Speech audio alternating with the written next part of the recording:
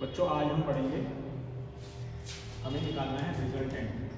क्या निकालना है? रिजल्टेंट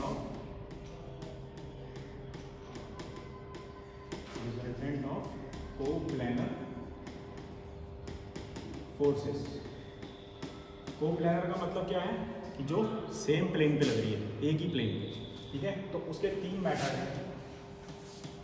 एक है हमारे पास लॉ ऑफ ट्रायंगल, 1 बाय 1 हम इन्हें करते जाएंगे। दूसरा है लॉ ऑफ पॉलीगन, तीसरा है पैरेललोग्राम,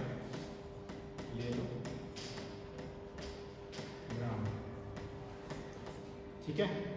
अब लॉ ऑफ ट्रायंगल क्या बोलता है? लॉ ऑफ ट्रायंगल आपका बोलता है कि अगर आपकी दो फोर्सेज हैं, मान लो एक लग रही है P, एक लग रही है Q, इनका आपको निकालना है रिजल्टेंट।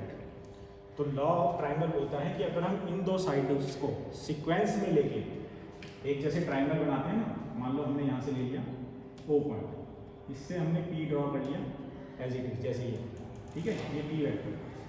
अब इसके बाद जो इसका हेड है वो इसकी टेल से लगेगा, इसकी Q से, यहीं से हमने Q शुरू कर दिया, ठीक है, Q फोर्स। तो लॉ ऑफ ट्रायंगल क्या बोलता है कि जो साइड इस ट्रायंगल को क्लोज करेगी वो इसका क्या होगा? रिजल्टेंट, ठीक है, लेकिन अपोजिट डायरेक्शन में। जैसे ये वाला वेक्टर इस डायरेक्शन में फोर्स और ये इस डायरेक्शन में, तो जो इसे क्लोज करेगी वो ऐसे ना होकर के अपोजिट डायरेक्शन में। तो लॉ ऑफ ट्रायंगल क्या बोलता है? If two forces are represented as sides of a triangle in sequence, then their resultant will be the closing side of triangle in opposite direction।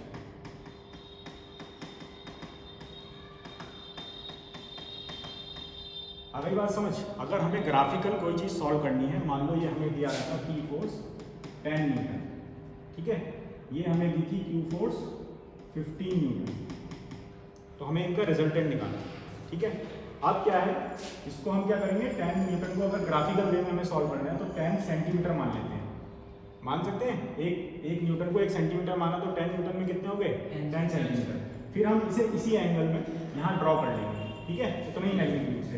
फिर Q को क्या करेंगे, Q को जो ये एंगल होगा, मान लो थीटा है, तो इसी एंगल से Q को 15 सेंटीमीटर यहाँ ड्रॉ कर लेंगे।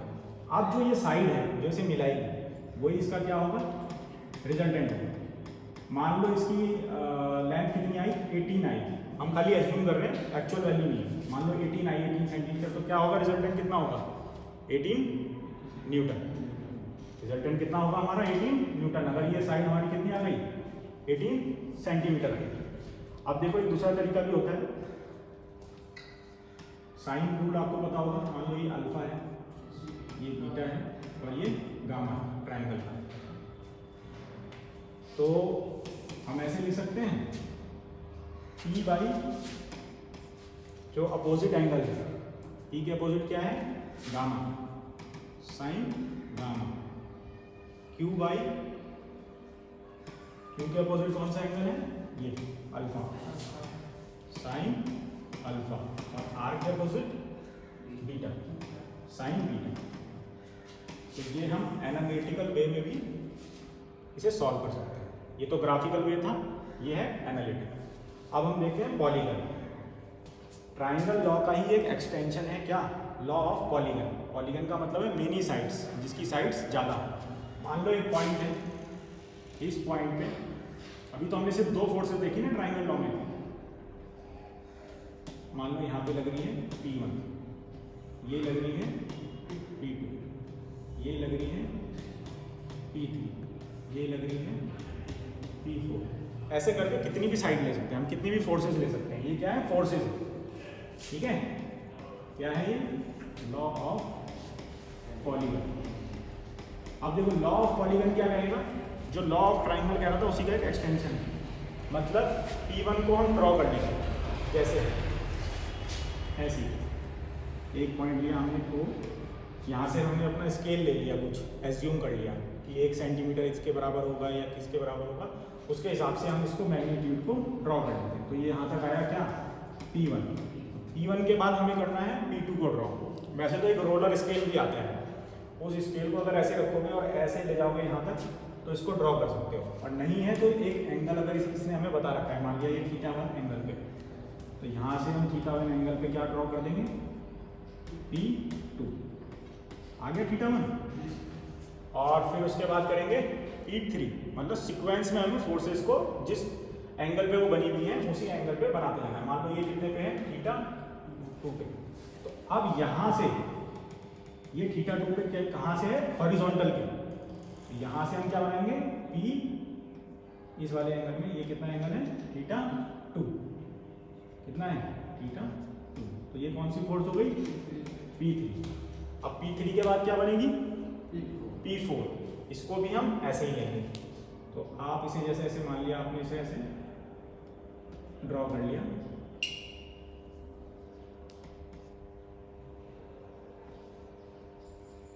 ये हो गई P4 हो गई। तो लॉ ऑफ पॉलीगन क्या बोलता है कि जो अब क्लोजिंग साइड होगी वही क्या होगा, इसका रिजल्ट। तो यहाँ से बस हमें इसे क्या करना है, ज्वाइन करना है, और ये क्या हो गया हमारा, मान लो R, तो ये R क्या होगा, इन सारी फोर्सेस का रिजल्टेंट। तो देखो ग्राफिकल वे में इजी तो है आंसर निकालना, लेकिन इसमें एरर के ज़्यादा चांसेस है, क्योंकि बिल्कुल एक्यूरेट नहीं लिया जा सकता, ऊपर से स्केल थोड़ा टाइम ज़्यादा लगेगा। अब इसका ही मान लो आपको एनालिटिकल वे में सॉल्व करना होता है, एनालिटिकल, तो आप क्या करते हैं, सिग्मा fx निकालते। सिग्मा fx का मतलब है x डायरेक्शन में लगने वाली सारी फोर्सेस का समीशन, मतलब सबको ऐड कर देना है। अब जैसे P1 है, P1 तो हॉरिजॉन्टल पे ही है, तो इसे तो सिंपल हम P1 लिख देंगे। लेकिन P2 है, P2 के दो कंपोनेंट होंगे, एक x एक्सिस पे और एक y एक्सिस पे। x एक्सिस पे कौन सा होगा, P2 cos θ1, हम खाली अभी कौन सा ले रहे हैं, x एक्सिस पे। ऐसे ही P3 का क्या होगा, P3 cos θ3, ऐसे ही P4 cos θ4। ये हो गया हमारा क्या, सिग्मा fx। ऐसे ही हम सिग्मा fy निकाल लेंगे, वो क्या हो जाएगा, जैसे P1 तो पूरा हॉरिजॉन्टल है, इसका तो कोई कंपोनेंट नहीं आएगा, ये तो हॉरिजॉन्टल में। P2 का आएगा, P2 का क्या हो जाएगा, P2 sin θ1, P3 sin θ3, ठीक है। इसी तरह P4 sin θ4। जब इनका समीशन आ जाएगा तो रिजल्टेंट क्या आएगा, रिजल्टेंट हो जाएगा हमारा अंडर रूट सिग्मा fx जो आएगा उसका स्क्वायर प्लस सिग्मा fy का स्क्वायर। और अगर डायरेक्शन निकालनी है रिजल्टेंट की, भाई इसकी भी तो एक डायरेक्शन होगी ना, एक एंगल जो रिजल्टेंट आए, तो उसका फॉर्मूला क्या रहता है, tan theta is equal to sigma fy divided by sigma fx, ठीक है। तो थीटा क्या आ जाएगा, इससे एंगल आ जाएगा। तो ये तो हमने क्या देखा, लॉ ऑफ पॉलीगन। अब लास्ट हमारा लॉ रह रहा है law of parallelogram, law of